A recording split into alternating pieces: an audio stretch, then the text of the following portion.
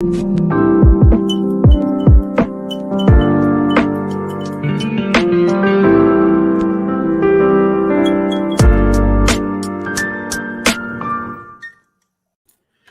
up, guys? It's the Farooqi Brothers back with another Built Different stream. And today for you guys, we're going to be doing a full spoiler talk, full spoiler review of Zack Snyder's Justice League.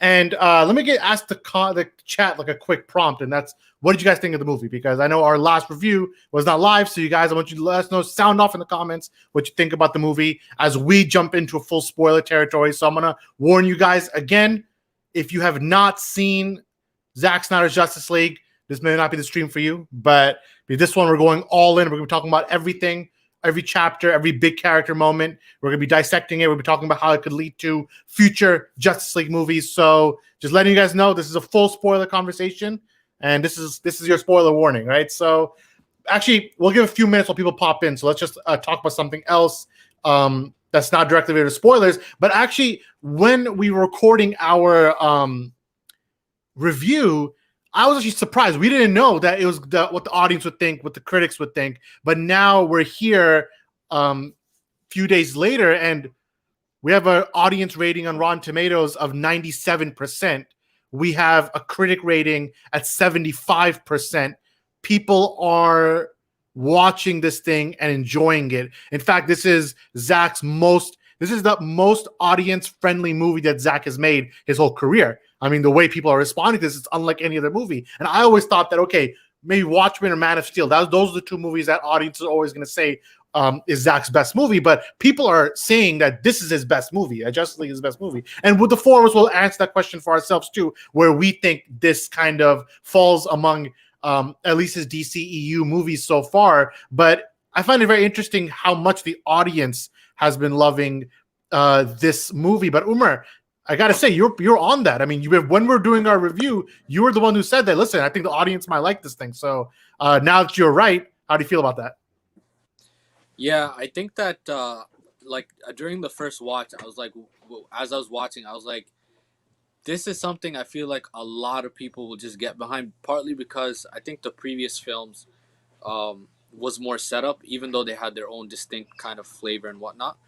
With Batman v Superman, there's like a whole political commentary, and also because of that, there was so much depth to that movie that I felt like the general audience would just kind of like you would get it. And also there was a whole thing with the Ultimate Edition and like director's cut versus like what we got in theaters, which was choppy anyways. But with Justice League, it very much felt like, wow, this is very relaxed, very streamlined. Everything is kind of, there was a lot of setup, but it was like kind of, the characters were being introduced in such a simple and relaxed way.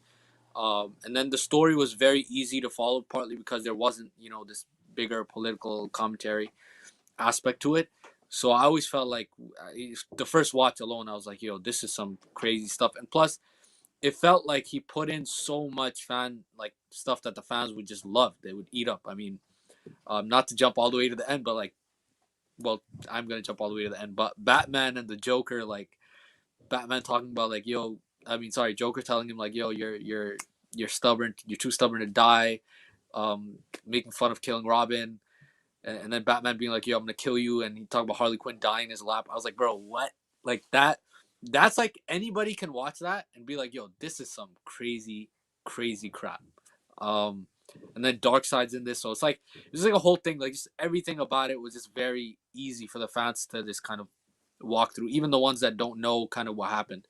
I know a couple people, I screened it for a couple people who actually have not watched Batman v Superman or Man of Steel, and they said, this is freaking amazing. And like, even on its own, it's an event film, but it's probably one of the few event films that actually stands on its own shoulders a little bit compared to like, I'm sure like the other movies that we know of, event films, so like Avengers Endgame and like Infinity War, you can kind of get the gist of that film as well, but like you kind of do need to like watch everything else before. With this, it's so technically well made that both things are there. Like, both things are right there. Well said. And it's interesting because Umar pretty well and articulated the fact that why fans would love this. But I was actually just as shocked that the critics loved it the way they did for a majority. I mean, it's never going to be like 100% critical review for a Zack movie, but the fact that we're even at 75% with over 200 critics watching this thing, I mean, were you surprised when you saw that Rotten Tomato score drop and it hold? It's been holding for a while. We saw Wonder Woman 84. It started at 90, but now it's at 50, right? Over the week, as more critics saw it, it kept going down. But for this movie, it's actually staying really consistent. Like once it hit like that high 70 range, it's been stuck there, and it looks like it's going to be staying the rest of the way. So in your opinion, why is it that the critics have been more positive about this one than normal? Well, I mean, it's for all the reasons Umar mentioned. It is more easily graspable for the general audience, and a lot of the complaints the critics have for Zack Snyder's previous films and Man of Steel or Batman v Superman is of how dark in nature the films are. And what this movie does, of course, is also the story behind the film's release and everything like that, which also plays into it, I feel. But just in terms of the film itself, it strikes the perfect balance of seriousness and natural levity, where you feel, all right, there's like a moment of, like reprieve in the film where it doesn't get too dark, but also when it does get dark, it's natural in its scene. So I feel like that balance is what a lot of critics have complained about in the past that wasn't there, but now it's there in this film. So it's like, once you address those complaints, what really is there to complain about for the critics? So I feel like that's why a lot of the critics who may not have like Batman v Superman or might have like Man of Steel but not BVS or vice versa, they feel more accepted of this film because of just the nature of how it is and the way it's balanced in its tone. Yeah, it's well said. And let's look at some of the comments before we go into the actual full spoiler talk, which will be coming next. Again, if you guys jumping in right now, this is a full spoiler discussion for Zack Snyder Justice League. So make sure you've seen the movie. I'm sure if you're even on the stream, I'm sure you've seen it a couple of times at least. But Steve Kassan, he jumped in the comments. He's like, "What's up, Farooqi Squad? What an amazing film! I honestly can't believe it's here. It's a surreal feeling." And I agree with that. It does feel like, and I said this on Dave's show the other day. I said it feels like everybody was at a small little school, small little community for the last 4 years, and the 18th was like graduation day, and so it's like everyone's has this feeling of celebration that it's like, okay, a big accomplishment has been made, because fans, they feel a sense of ownership to the Snyder Cut that normally an audience does not feel for a film. A film is a product. It comes to you, you watch it, you enjoy it, you hate it, whatever, you move on to the next one. But this one, because the audience willed it into existence, and now it's here, they're going to feel some type of way about it. And that's why I feel like a lot of audiences, I mean, we're going to get to our rankings later, a lot of people are putting this movie at number one in terms of all superhero movies. And part of it is that emotional connection they had to the last 3 years, the journey to getting it. So I wonder, and we're going to get into that later on, but I think that's one of the reasons why I felt like, okay, this is one of those movies that people are going to be celebrating more than BVS, which was all about fighting. When BVS came out, everyone was just fighting about it. There was a discourse. Right now, it feels like for once, which is like, it was like almost like the best timeline. For once, it's like everybody's enjoying it. It's like there's no fighting on the timeline. Like critics are enjoying it, general audience are enjoying it, politicians are enjoying it, other actors are enjoying it, and then obviously the ones who fought for it are going to enjoy it too. So it feels very like relaxing. It's like it's been an unnaturally relaxing experience for a Zack Snyder movie. Even in 2013, people spent 5 years talking about Zod dying, but there's no moment like that in this film where people are talking about it negatively. It's actually people talking about it positively, like the Flash scene, right? So let's jump into the spoiler talk, right? So I was thinking of how can we there's a lot of scenes to get through. So I'm thinking how can we best go at it? But I think the easiest way is that we just all give our favorite moment of the film straight up, go all spoilers. But what was the one moment in the film that you loved the most? And Samir, I'll start with you since we already had Zion and Umar talking. What was your, if you had to pick one moment, one character in the film that was by far the best, what is it? And you can go full spoilers. I think it would have to be either Flash turning back time or Superman flying up and just flying in front of the sun. I think obviously the Flash moment was the biggest part of the movie. Him turning back time and saving everybody, that was the biggest moment. So maybe that. I always felt that he was discovering the Speed Force live almost, even though he did kind of know about time. He was saying a few times that, don't break the rule, break the one rule. So he must have had some experience time traveling, even if it was by mistake. But I feel like when he was, he did do it slightly because in the scene where they're bringing back Superman, you see that the box starts going up because he just slightly touches into just past the speed of light, so time starts reversing, and he's worried about the adverse effects of what can happen. That's why he's like, "Oh, you're not really supposed to do this." That was freaking sick when the mother box was like going in and the Jonathan Kent's like picture went like dipped inside all the way and then it like dipped out. I was like, yo, that's freaking crazy. Yeah. That was sick. That was sick. Right, and there's a little bit of noise. I don't know if it's coming on the feed from outside, but it's and I agree with that. The Flash scene for me, I mean, if we were going to do a top 5 scenes, that would have been top 3 easily for me, and it could have been top 1. I mean, the score in that moment. I mean, Junkie XL, you can make a case. I mean, we can talk about score in a minute, but I think his score for that one moment where the Flash is turning back time is absolutely amazing, and he's just saying, Dad, you were right, I'm like best of the best, like that's like the Terrio dialogue mixed with the Junkie score, mixed with Zack's visuals, you get a scene like that, right? And I think that's what makes it so good, So, Umar, what about you? Favorite moment and you kind of already said it. I mean, I guess it's the Joker Batman scene, but if you had to pick your favorite moment, what would it be? The thing is, because I know Zian's gonna choose that because I know Zian's probably gonna choose that moment, I will choose another moment. But I think that scene was freaking crazy. But it's hard to choose because there's a lot in this. But yeah, like it's honestly between the Batman and the Flash scene. I was watching the Flash scene today in the morning. I was like, yo, this is freaking amazing. Like Barry Allen, like talking to his dad, telling him like, yeah, I'm one of those kids. Like I'm one of the best of the best. I was like, bro, what is happening? That was pretty cool. I do think there's a lot of Wonder Woman stuff in it. That's kind of cool. I think obviously just like Jason Momoa like killing Steppenwolf and then Superman punching him to Wonder Woman and Wonder Woman just taking his head off. That was a pretty cool moment. Ben Affleck, obviously, any moment with his Batman is pretty good. I can't really. There's 4 hours of stuff. Honestly, I think I'm gonna cop out and say that I can't choose one. Like I really can't. Well, and if I was to, if it's like forced to, it would have to be the Joker and Batman stuff. I actually cannot choose something else. Like it has to be that. It's too good. Zian, I mean, Umar is saying that he's already thinking ahead of you. He's saying, listen, that's your favorite scene. So are you going to confirm that that's your favorite moment in the film and why? Umar knows me very well because he is correct. That is definitely my favorite scene. I mean, just in terms of Batman and Joker interacting, a lot of people don't agree with this, but it is, in my opinion, the best interaction they've had on live action, like bar none. I know a lot of people say, oh, what about The Dark Knight, the interrogation scene between Joker and Batman? That's amazing scene, and the writing is like perfect in that scene, but it's more of like a societal view of like what they are to society, Batman and Joker.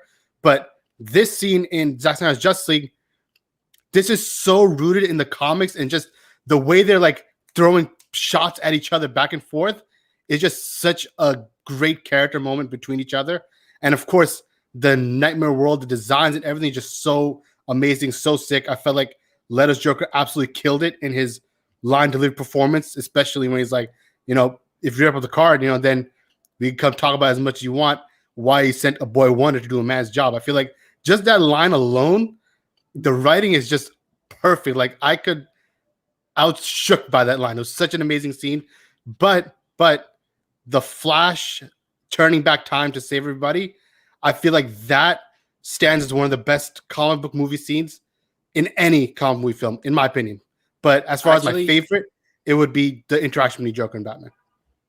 I'm actually gonna choose if I have to pick, and because I wanna give everyone, I wanna let Zion just have the Batman Joker thing. I think Cyborg in the mother box is freaking amazing. But the thing is, like, the reason I was like hesitant to choose it is because like you have to really know the arc. You have to watch everything before it. But him in the mother box, and the mother box like messing with him, where his parents are there and his mom is saying my broken boy, like for his arc, like that was the pinnacle. Like him breaking apart the mother box, he literally had to like stab his own parents. I was like, bro, what is this? Like, this is some crazy stuff. And then he had a lot of like little moments that were amazing too. I think the moment where Silas at the end, like the whole concept with the tape recorder, that was freaking amazing too. Where in the start, he discovers this kind of thing, and then he breaks the tape recorder, and he goes on the journey. And by the end of the journey, he hears Silas say like I'm a father twice over, and then he go into like how he brought him, how he's like I brought you into the world, and I brought you back to it, and like Cyborg's like smiling because like, oh, I'm proud of you and stuff. That stuff is very good. I think anything when it comes to the parents aspect of the entire, and I know Shaw's kind of going to talk about this more later, but the parents aspect of these three films is probably like just as a concept, as an underpinning, is freaking amazing. I love that about this whole storyline. And it's interesting. Yeah, I'm just going to get distracted by one of the comments, but yeah, Zion had one point that he made, and I want to ask Samir if he agrees with it, because that's probably what's called the hottest take. I mean, there was one thing that everyone was debating about, is if the Joker and Batman scene in this movie, if that scene was better than the Dark Knight scene, right? And I thought the underrated scene, also the Joker moment in Joker, where he's talking to young Bruce. I think that's very underrated as well. But Samir, do you agree that the Joker Batman scene in Knightmare is actually better than Joker and Batman in the interrogation room in The Dark Knight? I definitely do not think that. To be honest, I didn't really like the Joker Batman interaction in this movie because Jared Leto, in my opinion, is not that great of a Joker. His voice was not that good. His laugh was just terrible, if I'm being honest. Boomer, go get him. I mean, the lines were good. It was written well, except I didn't like Batman saying he's gonna kill him. Like I didn't like the whole Harley Quinn thing. That was also whack. It didn't really say Batman to me. Yeah. Umar, where do you stand on that? So Ziano's on one side of the spectrum. He's saying, listen, this is goated. This is the best Batman Joker scene. You got Samir on the other side, and he's saying that, listen, it still doesn't compare to what happened in The Dark Knight. Where do you stand on that spectrum? I know you love both scenes, let's be honest. When we were kids, you used to imitate that scene, it's live for us. So where do you stand on those? Joker. Honestly, so I think I see where Samir's coming from, because I know what he means when he says like he doesn't get the vibe of the Leto Joker, because like it's different. It's a very different take than what we're used to, because most of the Jokers that we have seen, like what do you call it, Cameron Monaghan in Gotham, in the Gotham show, they all have very like they're even just their laughs are very much like the laugh that everyone knows and sees, right? Where they're like fully laughing it out, while this guy, he's cackling, like he has a very weird and disturbing laugh. And it's not even a laugh. It's like a weird thing that he just does. It's like a psychological thing that he does. And if you're not a fan of that, there isn't a way for me to be like, oh, okay. Like there isn't like a back and forth in that aspect. It's just you either feel it or you don't, right?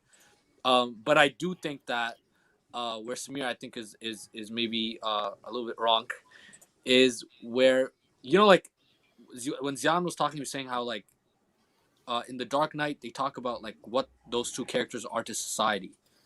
This is them talking to each other's psychology and everything they've been through in one scene. Like you actually, in this one scene, get so much backstory that one can make the case you actually don't even need the backstory. Like you actually don't need to even go and film those shots, because they're telling you like exactly what's going on. And psychologically, the Joker telling Bruce Wayne that like how many dead eyes can you look into until you die inside yourself, and that you're too stubborn to die. How many worlds are you going to destroy until you get the balls to actually die yourself, right?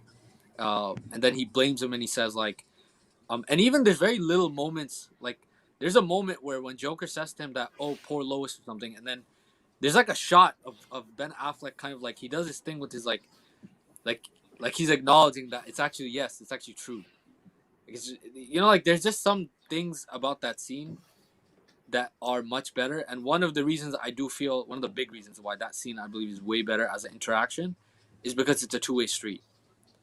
The Joker carried The Dark Knight, like the whole movie is carried by the Joker, and that scene in specific is also carried by his way of doing things. Now, because he's the greatest, in my opinion as well, he is the greatest Joker.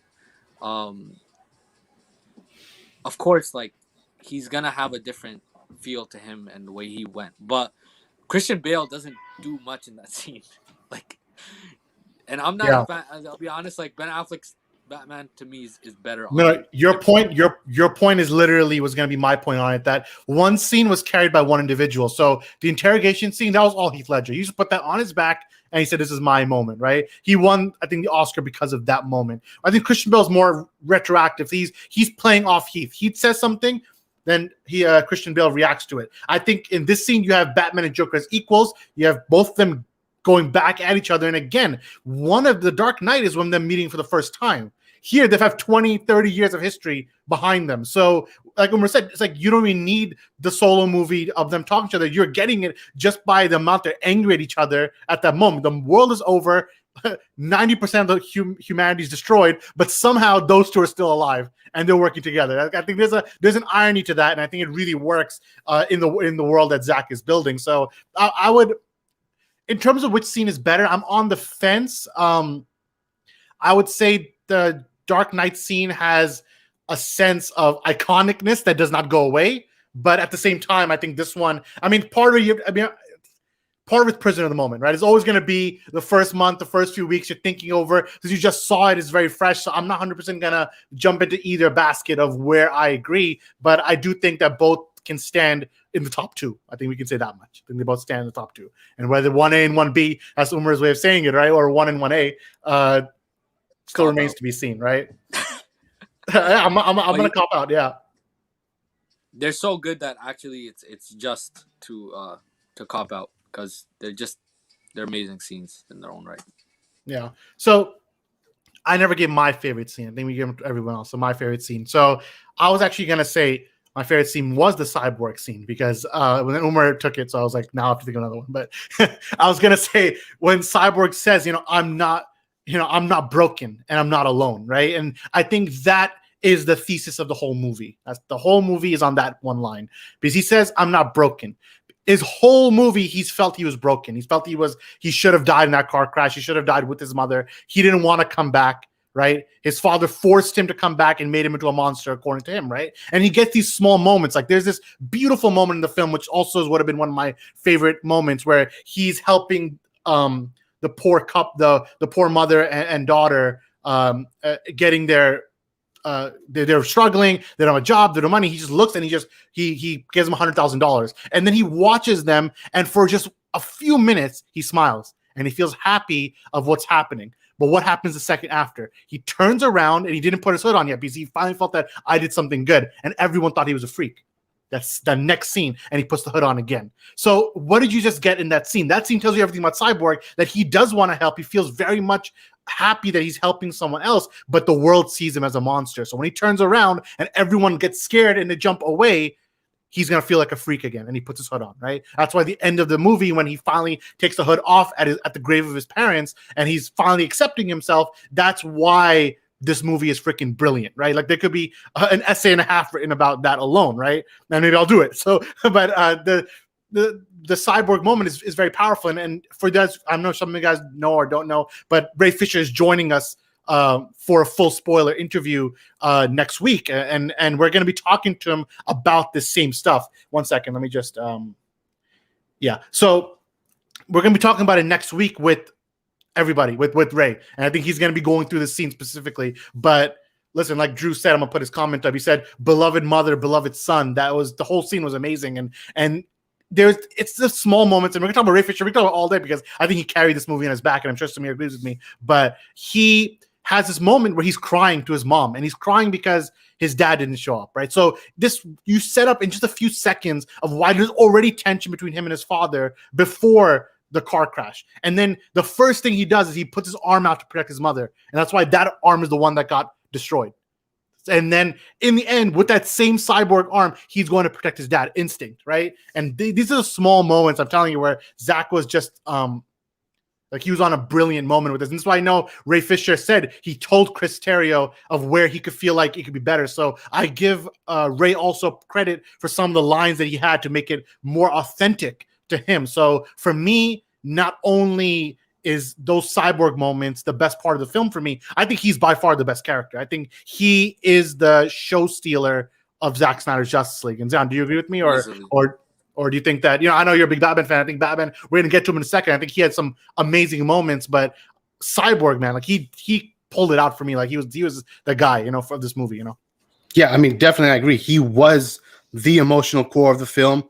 When Snyder said he is the heart of the Justice League, he meant it, and you see that coming through in this film, where his journey, his struggle, is a through line in this film, and him coming into his own at the end when he's trying to separate the mother boxes is why they essentially save the day.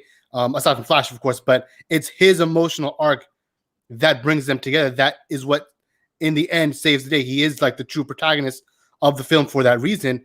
And like you said, Ray Fisher, he absolutely killed it. And like now you get like, what were they thinking to cut all these scenes out, because it's just so beautifully done, and they just show the emotion and the importance of the character of Cyborg. And just through Ray's acting, I felt like they did an amazing job with the film, and it's just so great to see. I mean, having just a black character, an actor, a person, a superhero of color to lead this Justice League film is in itself an amazing thing to see. And the way the performance was handled, just how powerful it was, how much passion he put into it. It was amazing to see, and he really shined through the film, and he was like really the main character. Yeah. I mean, Umar, you already talked about it, but so I'm gonna maybe pass it to Samir. I mean, Samir, do you agree with us on this one? I mean, I know when we first talked, when you saw it, you said, listen, Ray Fisher was kind of the main guy in terms of acting. I mean, do you still agree with that sitting on a few days later? Yeah, I do agree with that. I think he carried the movie all the way through. Like Zach said at the beginning, like since the start, he said that he would be the heart of the film, and he really was the heart of the film. Yeah, and we have one comment. I'm just gonna ask actually a question. I said, do you guys know that W removed John Stewart's Green Lantern? So last year, you'll notice that we spent maybe 2 or 3 podcasts just talking about John Stewart, and we brought it up, and I think there was a reason why.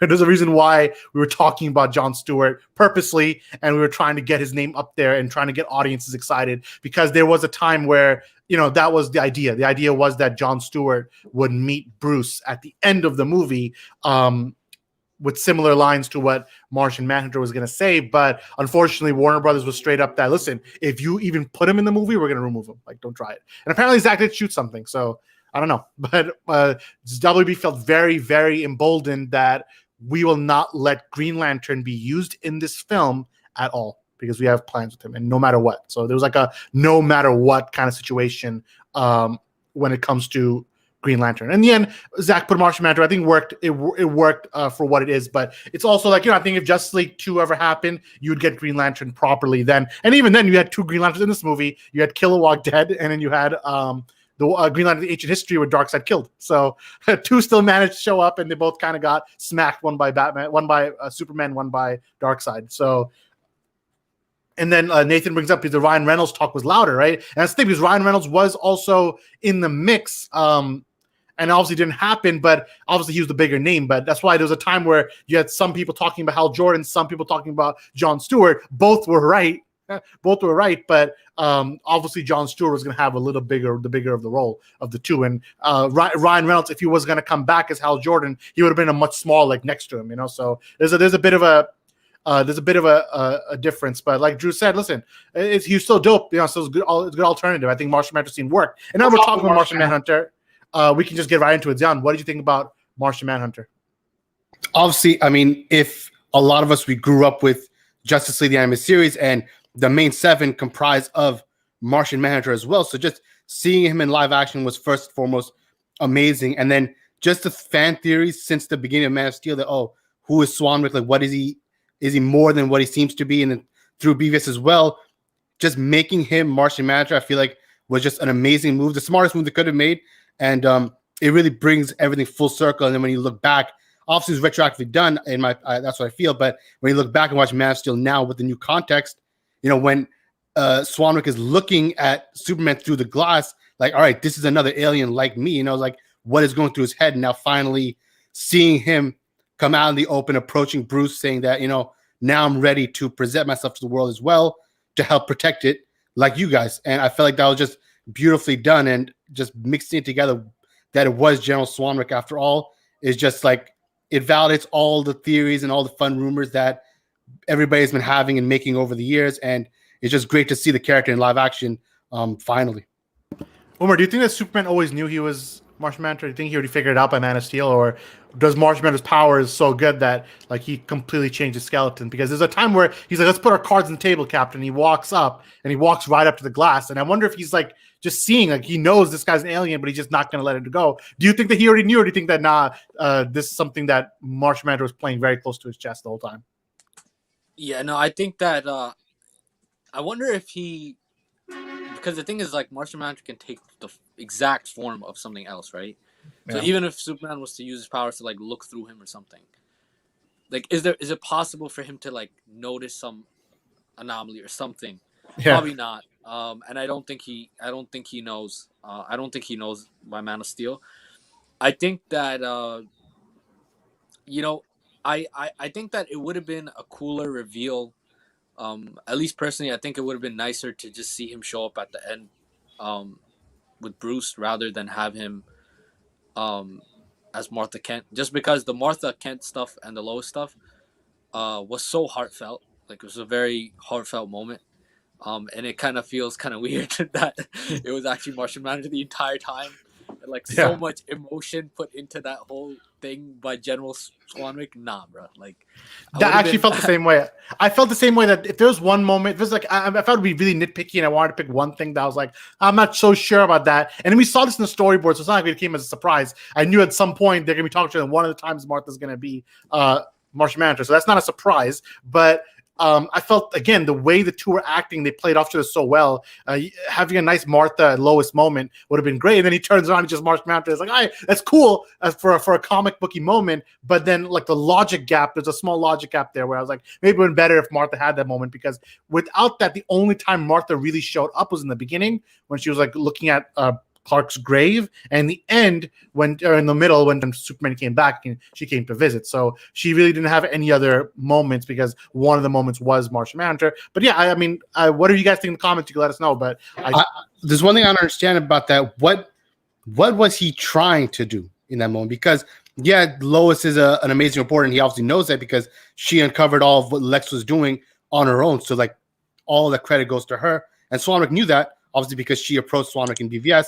But what was he trying to accomplish by bringing Lois back into like the world, into the planet, by acting like Martha? Because like Superman wasn't there at that point, so it's not like you needed her to like coax Superman back into like normalcy after he came back all diluted. So it's like, what was he? I think it was for Lois's sake. Like he was protecting her as a friend too. But I think the way he went about it was funny. But I think he was trying to like number one, like console her without like being him, I guess. Whatever. You can get to like a million things about it. But I thought to go back to the Man of Steel thing, I did think that we put a new bit of definition to put into that moment where he says, "Oh, I don't know, General. I just have to trust you." And he gives one smile to him. And I wonder that if he figured it out and he just gives one wink, like, he said, "Well, how do you know you won't act against America's interests?" And he's like, "Oh, whatever, I'll just trust you, right?" So, I mean, I don't know. I think if he knew, that would be a good moment for him to kind of wink at the camera almost and be like, "Yeah, I do know who you are, but I'm gonna let it slide, and you let me slide too. We're gonna do our own thing." But it's interesting. I think you can make a lot of cases about how knowing now retroactively that Swanwick is Martian Manhunter, like what is he thinking when Zod lands, and how long has he been hiding here? He obviously knows a lot about Darkseid. He knows a lot about the mother boxes. He knows a lot about the anti-life. He has all this information, which makes me wonder: did Steppenwolf or someone actually go after Mars first? Like, did his home planet get destroyed by Darkseid first, and he escaped? They're the opposite. They're the opposite, exactly. technically, no, because they have the life equation or something. So it's like the opposite, like it's literally the opposite of what Darkseid is trying to pull up with. So it makes sense. It makes sense that he would, that he's been in hiding. His world might have gotten like mauled and destroyed, and that's why he's like just relaxed on Earth and just trying to figure out like what to do. And I think he probably they have to actually kind of explain. Like, it would have been sick like if Justice League 2 happens, where they kind of explain, like they actually kind of like they did with Ezra Miller and Ray Fisher's characters, like kind of go into like what Martian Manhunter, like go into like his a little bit about his backstory. And I think that's what Zack was kind of planning on doing anyways, is like kind of using the movies, Justice League movies, like embedding like a smaller solo within it, and like having a character arc for the person that really goes to the core of the character. Yeah. Which I prefer that. I prefer that way over the having a million solos and then having this stuff. I also prefer that.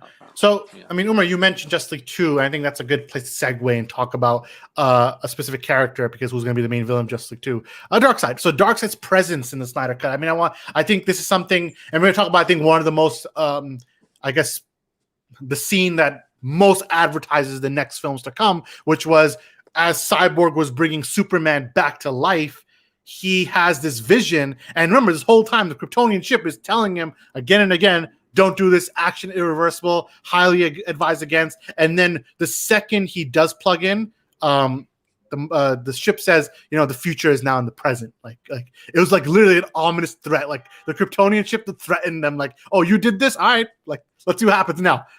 So and a vision then comes into Darkseid Cyborg's mind from, I'm guessing, the mother box and the Kryptonian ship combined, where he then sees Justice League 2 and 3, right? Justice League 2 really. And then let's talk about this moment, because when we talk about getting shook, and Zion brought this up. Zion said the word shook once, Umar said it once. I'm gonna say when I got shook in this scene, because he gets plugged in. The first thing he sees is Wonder Woman dead, and she's on the pyre, on fire with her sword. She has the pennies on her eyes, the coins on her eyes, and it's like this whole moment. And you see all the Amazons, they're under this, have submitted to the anti-life equation. So they're all like chained up and looking down. And then only the Hippolyta, her mother, she then looks up crying, and you see Darkseid landing with the ship, right?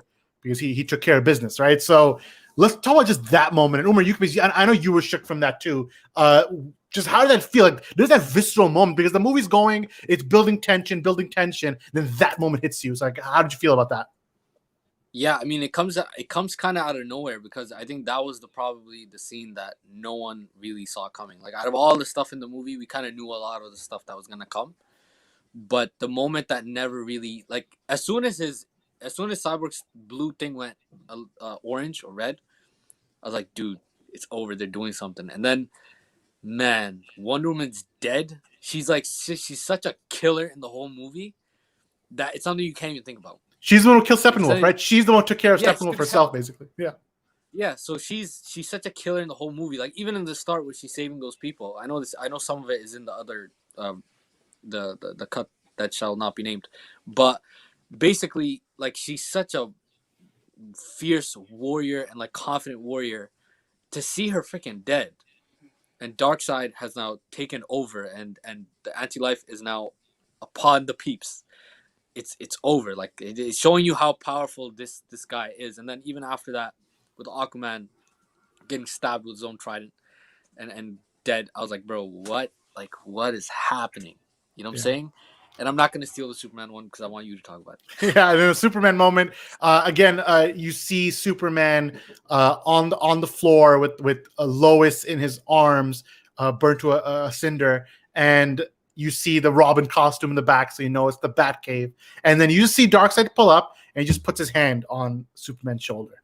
And then the second he puts his hand on his shoulder, his eyes start going, rolling up. Like, it's just, and obviously they reuse that scene from Man of Steel. They're repurposing that shot because Henry Cavill was not available for additional sequences. He was doing The Witcher and stuff like that, so he couldn't come back for that moment. But they made it work with what they had, So you have Superman, his eyes are rolling back, he's tearing, he's just submitting to the anti-life now. And some people comparing that to Thanos are like, oh, when Thanos killed Vision, he actually, when he held Wanda's head for a second to comfort her, he's like, oh, it's okay, I'm sorry, right? But I actually think this is different from that, because he was comforting, I think, to actually comfort her. I think he actually felt bad because he killed his own daughter a few minutes ago, and he knows how the pain feels of losing someone you love. But Darkseid's not doing that. Darkseid's petty as hell, so he's just gonna put his arm on Superman. There's no consoling going on. He just wants to be like, you're mine now. Like, you belong to me. Let's get that out of the way. And we know from the original scripts, the original storyboards, he tells Lex, right? Because Lex tells Darkseid, here's how you kill Superman. He's like, I do not want to kill the Kryptonian. I want him to submit to me, right? And if that line ends up being in Justice League 2, if it happens, I would love for that same kind of thing where Darkseid makes sure, because they have this moment in the third act where they both stare at each other, and Zack purposely pans into both their faces. So when Darkseid's staring in, you first get a shot of Darkseid looking in, then you see a direct shot of a close up into Superman's eyes because they've locked on each other. Superman knows that's his responsibility to get rid of, and Darkseid knows I want this guy now. You know, even though Wonder Woman's one, you think he want Wonder Woman on his team, but he realized he wants Superman on his squad. The reason they never came after the Mother Box was activated, which the amazing scene of them standing around the table, which the Fabian Wagner also talked about how amazing, how much work went into the shot of it going around the room. The reason they never came was because of Superman. So like he is the guy. So if Darkseid really wants to showcase his power more than defeating him, it's like, all right, I'm gonna make this being submit to me and submit to my will. So like that just gives Darkseid such a different level of power to him, and a level of gravitas to him that I feel like Thanos did not have in the movie compared to what Darkseid did. Even though Darkseid is barely in this movie, but you can just tell the sheer power he has from the few moments he was there. And you see a difference between Uxas and Darkseid, because Uxas got his ass whooped, right, by Ares and Zeus, right? So I mean, the two brothers, they worked together and they just took care of Uxas. He was like on bleeding and everything that retreat. So obviously this is his biggest failure. But now he's a little different now, right? He's on a different plane. So he's coming for everybody, and he does. I mean, he kills Aquaman, he kills Wonder Woman, which alone, I mean, if we ever get to see those scenes, that fight scene, I want to see Wonder Woman fight to the death against Darkseid, and Darkseid overpowering, and then you know, because if you kill Wonder Woman, who's by far the best fighter of the group, then no one else really stands a chance, right? So, and then he just got rid of Superman. Go ahead. Actually, the sick thing about this, the scene where they're panning into everyone and everyone's kind of like talking about bringing Superman back, is like the fact that Zack actually made it very, very clear that Superman is bar none the best. Like he's the strongest, like the craziest. When Ezra Miller's Flash says, they were afraid of him, like they were scared of him, I was like, bruh. Like that's how you know Superman in this is a different beast. And then when he comes and he murks Steppenwolf the way he like just literally mauls him, like he makes him look, it's just like child's play. Like he just came and just like murked him the whole time. Yeah. That's Superman. And I think that even Darkseid, I think that partly because of the shot of them panning into to Superman and blurring everybody else. And then even we know from the other storyboards that Superman tells Batman that I need you to protect Lois because of the wars between me and him. So it's a very personal. It's like a personal. There's a personal thing there that we don't know about yet, just yet. And honestly, it would be amazing in the obviously at the end to see Superman maul Darkseid the way he mauled Steppenwolf. Superman's gonna kill Darkseid. We know that from the Justice League 3 storyboard. Superman takes care of him. Gonna kill Darkseid, though. Yeah, but he's gonna take care of him. You know, he's gonna take care of everybody. He's gonna take care of him, but Batman's gonna be the guy. Yeah, it's kind of crazy. Yeah. So, and we talked about Superman. I mean, I'm gonna get one moment out because we're talking about how powerful he was in this movie, because he did get a power boost.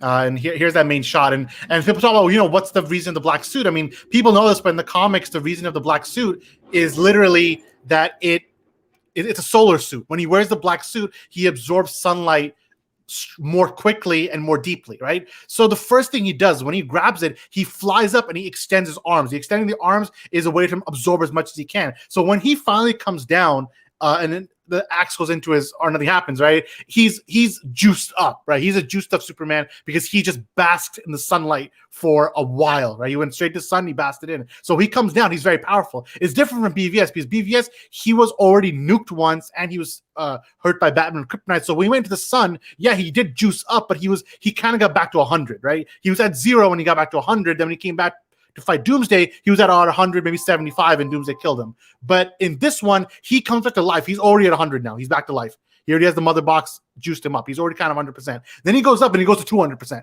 Then he comes down, right? So when he comes back down, then of course Steppenwolf has no chance. Like that was not even a fair fight anymore. And it's funny because I think Steppenwolf knew it.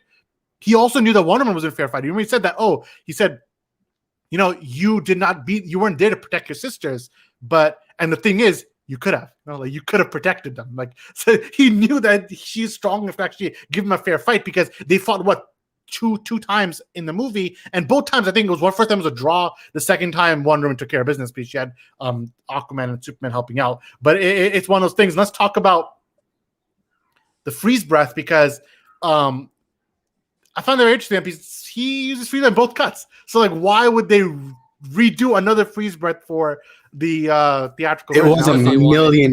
It was a million times better. Because it was done so much more subtly and just shows that, all right, Superman, he's at a level where nothing phases him. Like, he doesn't care. He just turns, just lightly blows onto his axe and just punches it and breaks it into a million pieces. It's done so much nicer and so much better for the scene than how the theatrical cut did it, where it was over the top. It was very cartoony, very just cartoony. Like, it was all right, but it just looked weird. But this was just done beautifully. Very subtle. Also, I think they redid the whole thing just because I think they had to, just to get Wonder Woman's to hit the axe, which was stupid anyways. But I just want to say Desaad's a piece of shit, fam.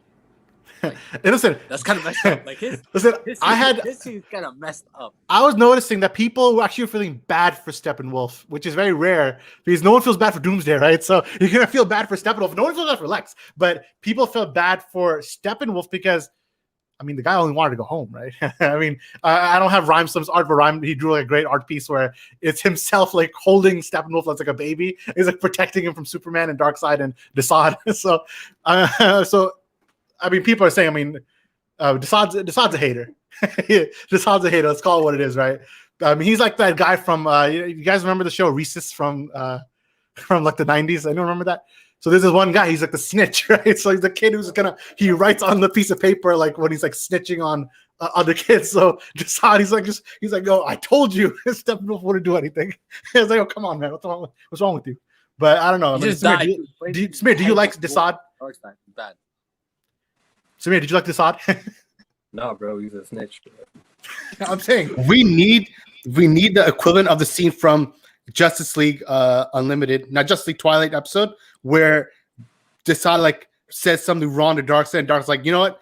I'm not gonna take that from you, and just does the Omega view on it. I feel like that would be vindication for all the people who feel bad for Steppenwolf in this movie, for Darkseid to just teach Desaad a lesson in the next movie. Yeah, I agree with that. I mean, yeah, I mean, he had to die. I mean, that's obvious, but listen, it's just so disrespectful. I mean, in the end, he did get home. That's the funniest part, His head got home, but the rest of him didn't. And then the only, I guess, he's home. I mean, just head got home, but yeah. And then Darkseid, disrespectfully, was it still alive, even though he's decapitated? Was it still alive, and did Darkseid actually kill him and not Wonder Woman? That's the question. Yeah, because his lights only go out when Darkseid kind of. Yeah, so maybe he was like, he had a little bit of life left, and of course his and then, but Darkseid knew that, like, come on, like that was an embarrassment to him. He was embarrassed. He had secondhand embarrassment that he sent his own uncle to go take care of business. His uncle couldn't do it. I mean, come on. Well, the funny thing is that, and which is cool about Steppenwolf's character in this, actually, in all seriousness, is like Darkseid actually doesn't send him. He just kind of like.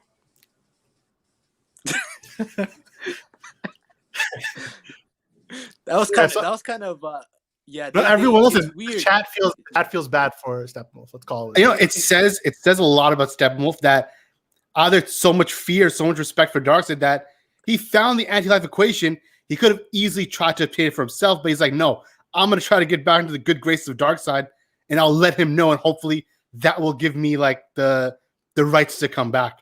That says a lot about Steppenwolf's character. Like, he's not that bad of a guy.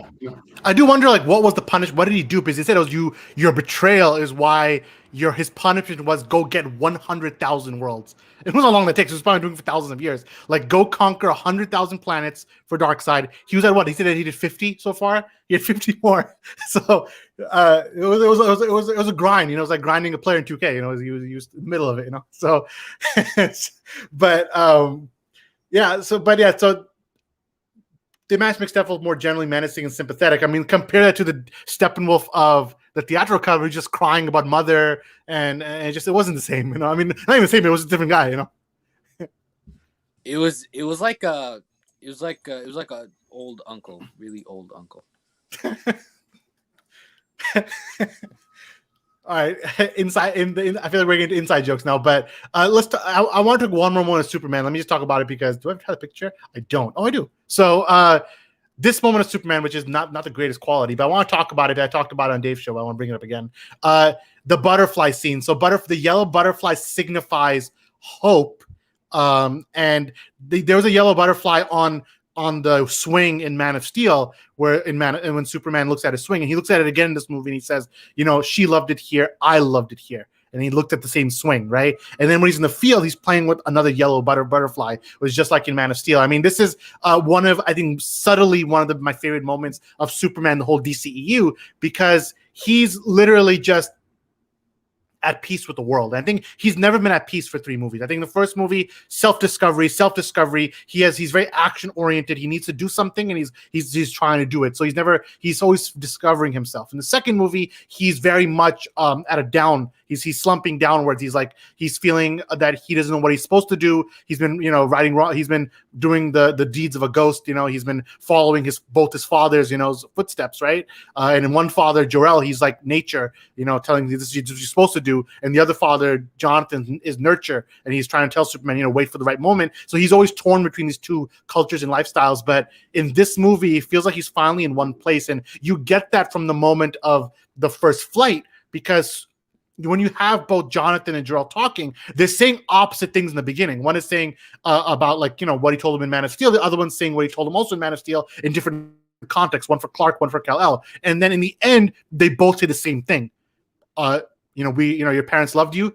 Your parents loved you. Both say the same thing. Then they both said, one said, fly now, it's time. And then Jor-El said, he said that, loved them the way we loved you, right? So he finally feels like, I know who I am now. And when he goes up and he's like, okay, I get it. I get like my purpose now, that I'm at peace with the world, I'm at peace with myself. I understand who I am. And I feel like this was him at his Christopher Reeve moment. I mean, a lot of people, he's not there yet. Oh no, he's there. He's just wearing a black suit. I mean, I don't have the picture, but there's some moments where even his flying pose is the equivalent of what Christopher Reeve did. He's wearing the shirt when he's hugging Lois and Martha. There's a scene that someone put on Twitter. It was great that it was Clark wore the exact same like flannel red and black shirt, and he was hugging his own Martha in the original Christopher Reeve Superman movies. He's doing the same thing here, and this is him maxed out. This is him, he's like, I'm not impressed. That's very Superman, right? So I feel like he is Superman now. Like, this is the Superman we've been waiting for. And then what you see in the next movie, the Knightmare sequence, that's almost like a secondary arc, right? That's another arc. But the arc that he's been on since Man of Steel,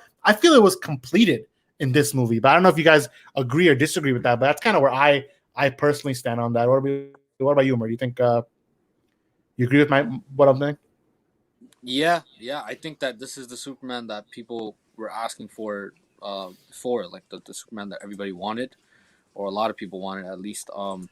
This is him, like you said, at peace with himself. And obviously the Knightmare sequence Superman is a Superman from the future of what takes place. And honestly, this movie actually hinted at the fact that Lois Lane is really like so he confirmed in an interview I think yesterday that Lois was pregnant in this movie. And in the end of the movie, she's carrying like the baby basket, right? And Bruce is like, "Oh, congratulations to Clark." Zack confirmed that congratulations was congratulations that your wife is pregnant, right? So that was actually interesting. With his child or with No, I think it's this time. I think it's going to be Clark's kid.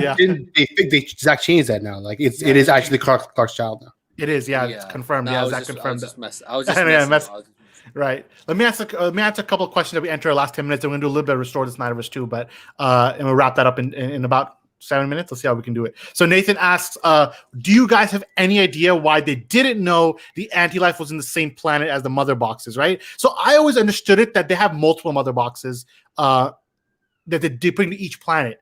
And they just lost the ways. They need to make the unity in every single planet to take over, right? To make like the hellscape, like making an apocalypse. So I think they have multiple sets of mother boxes that they use in each planet. So then the one they left at Earth 5,000 years ago, they lost that one. So those 3 mother boxes remained for the Earth to divide over its 3 tribes, right? And then Why he didn't know it was there, I'm not 100% sure. But I think that when they lost the battle, they just continued conquering worlds, and world after world after world. They just kept conquering it using probably other mother boxes or whatever the case might be. Because I don't think the anti-life is necessarily related to the mother box. I think the anti-life is inside of Earth. Like something in Earth is the anti-life. You know, I don't know. I don't know how they're going to actually be doing this one compared to compared to what's going on. And let me just, you don't see my names. Yeah, top is Shiraz, top right, top left.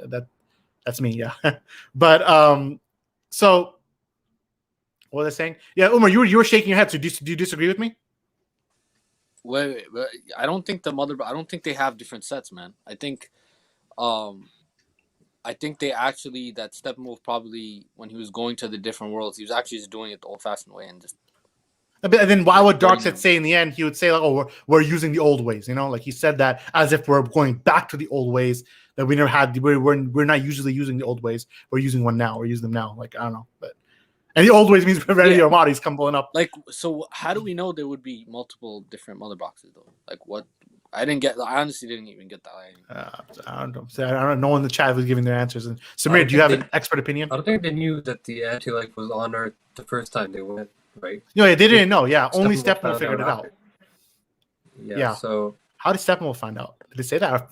How did? Yeah, it's kind of confusing. They showed the scene, but I didn't really understand. Yeah, no, he touched the mother box was speaking to him. Mother box told him that, oh, it's here. Like the mother. Yeah, the mother box is speaking to him, and then he's like, "Tell me," and then he touches the mother box, and then he goes into like the thing, and then he hits the ground with the axe, right? Yeah, in the same area. He hit the axe in the same area that Darkseid hit it. Fine. Yeah. Yeah. All right, and then that's the case. Oh, yeah, I got it. It's there. It's happening. Someone asked, is what is the anti-life equation? So it changes across the board in the comics and in the TV shows. I guess most people know the animated series version. In the animated series, it was literally like this thing that they went to Source Wall and get them, and only like the most smartest people in the universe could even comprehend it. And in the Justice League animated series, the only two people that comprehended it was Lex Luthor and Darkseid. So, and they both got it in their hands, and then they both died from it. Like they both activated and they both died. So I thought and that was a series finale of Justice League the animated series that Lex Luthor found the anti-life equation. He gave it to Darkseid and said, "Look, together, let's take over the world." They both touched the anti-life, and then they both died. So, and that was the end of the universe. So, but it's essentially to rewrite reality. Rewrite reality, but also submit everyone to your, like, you can rewrite those kind of the Infinity Stones like that, but it's also you're submitting everyone in the universe to your will. Away like, will. Yeah. Which is the whole concept. Steppenwolf kept saying, like, he's like, "Oh, we need to like take away their will." That's what he said. Yeah. And he said the world is too divided. So it's easy to like in a sense they're trying to unite. Like, so it's like Darkseid also wants to unite the universe just under his rule. Like it's under his foot. But he wants to unite everyone under anti-life. And then the Justice League, they're trying to do also unite, but they're uniting like organically, different cultures. For example, there's a small moment between Wonder Woman and Aquaman where it's like both of their like traditions and faiths and religions, had the same phrase that they used, you know? So, and then they said, oh, even though our people hate each other, when you go back enough that we share the same traditions. So it's like there's like that, there's a layer where it's like this movie's not as deep as BVS, but it's like it has those like layers that you can like, okay, I get what they're saying, you know, like in a more graspable way, which is one of the reasons why the audience might have loved it the way they did. Okay, let's last 3 minutes, let's talk about Restore the Snyderverse. Do I have like a little thing for that? I do. So Restore the Snyderverse, and this goes pretty close to what I said about the audience and critical reaction, because I lost it again. Here it is. Okay. So, because I think none of us could have expected the outcome that we got now. I think some people think, oh, the audience will like it, critics won't.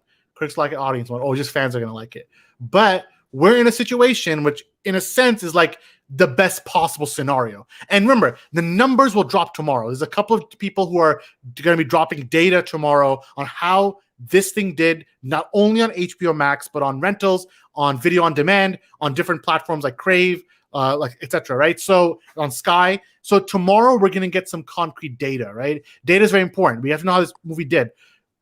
If it does better than Wonder Woman 84, which I think had like 4.4 million views in its opening weekend, if it does better than that, I think we're in a very good place. Because number one, audience reactions has genuinely never been high. Like this is not only one of the best audience reactions for Snyder's movies, I don't remember the last time a DC movie did this kind of audience reaction. I don't remember. And on IMDb, they released a ranking where it's the second highest rated superhero movie of all time, under Dark Knight and above Infinity War. And I think about it, it's freaking amazing, because when we were fighting for this thing for the last 3 years, the common phrase you get told is, "This is just for fanboys," or "Who's gonna watch this?" Just the cultists are gonna watch this movie. But it's the opposite, and it's to the point where, and I guess Rotten Tomatoes is not the best example. I'm making up a case of data reference here. Wonder Woman 84 is not for 4 months. In those 4 months, there are 2,500 audience ratings rather, on Rotten Tomatoes. Only 2,500. Justice League's been out for 4 days now, right? And in those 4 days, there's 10,000 ratings on Rotten Tomatoes. Now, not every single viewer goes on Rotten Tomatoes, right? Just like, because we know there's 4.4 million people watched Wonder Woman 84, only 2,500 decide they're going to go on Rotten Tomatoes and give their thoughts, because some of them feel passionate about it one way or the other. Justice League, there's a level of passion that people are walking into this movie with. They're just hyping it up. They're talking about it. It's been trending for 4 days, and the general audience, the very general audience is watching it, because hashtag Snyder Cut Justice League is trending now. Hashtag Snyder's Cut is trending now. Everyone is talking about this movie, even people who didn't know about the movement. And that's what you wanted. You wanted the movement to feel like nothing when the movie comes out, because if the movie comes out and only the movement is watching it, it's a failure. It's a failure. It's nothing's happening anymore. But the fact that everybody is watching it, and someone, Jay said that 25,000 plus people did it, so that's even an updated number from what I had. I mean, that's freaking amazing, that kind of reaction the audience are giving. And like I said, you had literally politicians are talking about it. You had other actors talking about it. This is like the best case scenario for Restore the Snyderverse. The best case scenario. Also, the movement's only like 100 people, by the way. So it's not like it's 100, but it's not an audience. Like, if that's not the general audience, and for this movie to do well, it was never going to be the movement that makes it happen. The movement can watch it 100 times each. It was never going to happen. Has to be the general audience had to buy in, and they bought in. Like, that's amazing, because I think so did most of the critics as well, which is very important, unfortunately, but it is. Yeah, and so Nathan says, I mean, that's the point I'm trying to make now, that all this thunderous applause could be the key to boot certain people. I mean, I don't know if I actually read the whole thing. I thought it was going to be to Restore Snyderverse. Yeah, to boot certain people, I don't know. But I think that to get Warner Brothers, who are interested a little bit at least, and to get them at least on the table again, to be like, hey, I'll do it. Because Zack, he doesn't need to fight for this anymore himself. I think if HBO Max, Jason Kilar, if they come together and they just say, listen, let's make this happen. Like, we spent, how much does I think Falcon Winter Soldier was $200 million budget to make that show, 6 episodes, right? Give another $200 million, give $250 million, you have a whole franchise on HBO Max. Let's call it what it is, right? So, I mean, that's kind of what I said. I don't know if you have any more thoughts before we wrap this up, but I think that's kind of where I'm sitting on. I think tomorrow is going to be a good day to make your voice heard. I think when the numbers drop, I'm curious myself at how big the numbers will be. Like, I want to know, are we talking Mandalorian numbers? Are we talking WandaVision numbers? Are we talking Wonder Woman 84 numbers? And I want to see what that means. Wonder Woman 84, it got 4.4 million opening weekends. That same Monday they announced Wonder Woman 3. They didn't wait that long. This is going to take a little longer than that. I'm sure it's going to take at least a week once the numbers are in for them to get on the table, talk about the specifics, talk about how much money, the budget. But I think they'd be stupid at this point not to. Let's call it what it is. I mean, you can make a case. If this movie did 5% Rotten Tomatoes, nobody watched it, audience hated it, and only us fans are loving it, I would have said, yeah, it's an uphill battle. Like, it's going to be very hard. Right now, we're in a place where everybody loved it, and the people who didn't like it are the ones who were already the haters from the beginning anyway. So I was like, yeah, we're in a good place. I think that one big point that should be made is, like, one of the reasons why after 2017 there was such a dip in, like, the DC stuff, with the exception of maybe like Aquaman, but a lot of the stuff was not received well anyways. Yeah, and Joker was like its own thing, but as far as the DCEU is concerned, like, because the dip came because they were so tone deaf to what the actual audience wanted. And back then it was a different game because, Batman v Superman also didn't help their cause because the reviews were, like, even with the fans, it was kind of polarizing. But now it would be absolutely stupid, and tone deaf in a bigger sense, to what your audience wants. Ultimately, Walter Amado needs to look at that. He needs to look at what does the main audience want. And by the way, know that the Restore the Snyderverse stuff is not going to go away, because Zack Snyder's movies always for 4 or 5 years people will talk about them. So this idea of restoring the Snyderverse is not going to go away if you released Wonder Woman 3 or like some other movie that you're already working on. It's not going to go away that soon. So yeah, I mean, I would bet that when the Suicide Squad numbers come on HBO Max and we compare how the Suicide Squad will do to what Justice League did this weekend, I would bet Justice League will be stronger, and just how it is, you know. So I think it's positive. I don't want to like jump to conclusions. I do not know no inside information on that. I do know that numbers will drop tomorrow, as early as tomorrow. And numbers, I mean, some people are asking like, where do you get the numbers? Because people like Netflix hide it. Yeah, the studio will not be dropping the numbers themselves. I mean, they did drop their own numbers for Wonder Woman, but if this will be the work of other journalists compiling data websites who crunch numbers, like for Mandalorian and for WandaVision, they're on this one. I know a couple of journalists who are doing this, like data journalists who will be compiling the numbers. So I'll be sharing them on Comic Book Debate when that number is reported. And I think if it's really good, I won't be surprised if Killar puts it up. Like, put those numbers up. Let's see them and let's see how it does. I mean, I think it'll be very fun to see what happens. I'm very excited. I think we've had the best possible scenario in terms of critic, in terms of audience, in terms of fans. So 3 are done. Now it just comes down to numbers. How many people watch this thing? And we're going to find out on Monday a good idea of what. There's one last thing before we finish up. I actually think that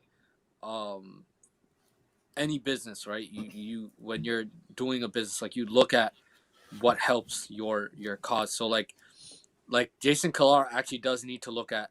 He needs to look at like when how much he can trust the people in charge. Because if they're willing to let like millions of dollars go away because of some fight they had or some stupid stuff behind the scenes, then yeah, it's worth it to think about letting some people go. I would say that's something that should be thought about by Jason Killar. Yeah, and the last thing is, they'd also be stupid not to bring Ray Fisher back. Let's just call it what it is. What it is, right? So, all right, guys. So we appreciate you guys jumping on the stream with us. Let us know in the comments what you think about the movie. We appreciate you guys being with us on the chat. Jason. Ray Fisher, spoiler talk next week. You guys don't want to miss it. So, wait, what is? Wait, what's happening right now? Am I muted? No, sure.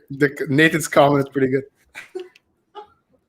I like the way he thinks, Samir. What did Samir say? He didn't say anything.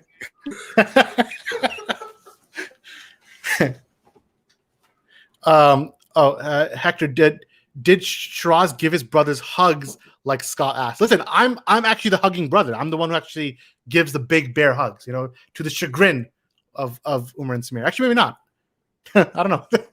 But it's been a long time with COVID. Let's call it what it is. So, I did promise them a hug. I'll give them one in honor of Scott, who made me promise on Dave's stream. I appreciate you bringing that up. And a little bit of crossover there.